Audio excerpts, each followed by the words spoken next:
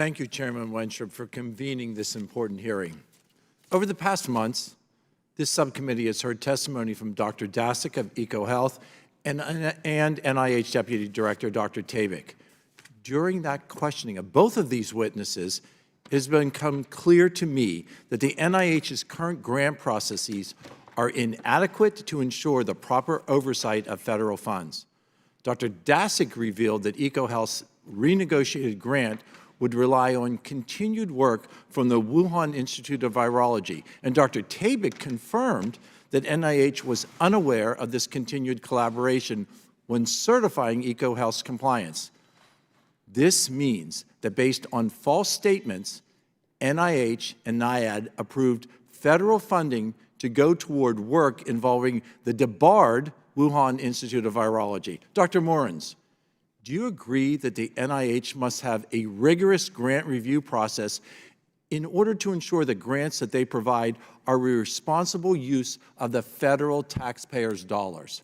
Yes. Do you agree that the strict review processes are especially important when evaluating a grantee who is out of compliance and determining if they are still receiving funding? Yes, but I mean... Thank you. Yes is the answer. On September 7, 2021, you wrote to Dr. Dasick in an email titled, "For Urgent Review, Questions Raised by EcoHealth Alliance Grant Proposal." You wrote, "Do not worry. Behind the scenes, NIH is sticking up for EcoHealth." That's a quote.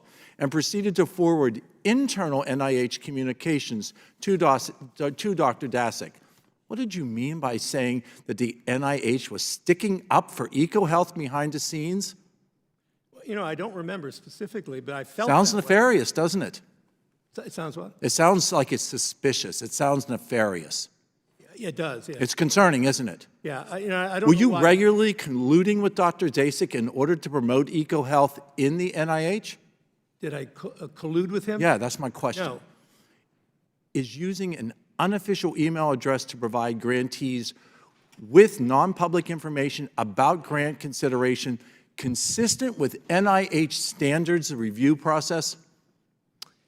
You know, I think what I was referring to is stuff that was in the public domain. There was a newspaper story. Why would you use a private email to do that? Because, you know, at one point I stopped communicating with Peter and the others on anything but Gmail. Why would you do that? Well, I've already explained that, because things that they tell me that are private things could get, you know, get into the public domain if they send it to my... Well, you said it was in the public domain. Is personally editing grantee responses to NIH compliance efforts, as you did with letters EcoHealth sent to NIH, consistent with NIH and NIAID's standard compliance process?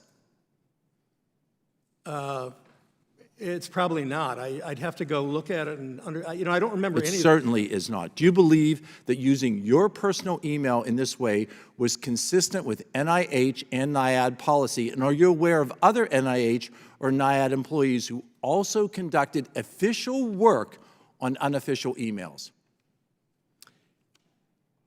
You know, I don't know of anybody specifically, but, you know, we get training on emails all the time, and in that training, we are told that it's a policy to try to separate them. So did you follow that policy?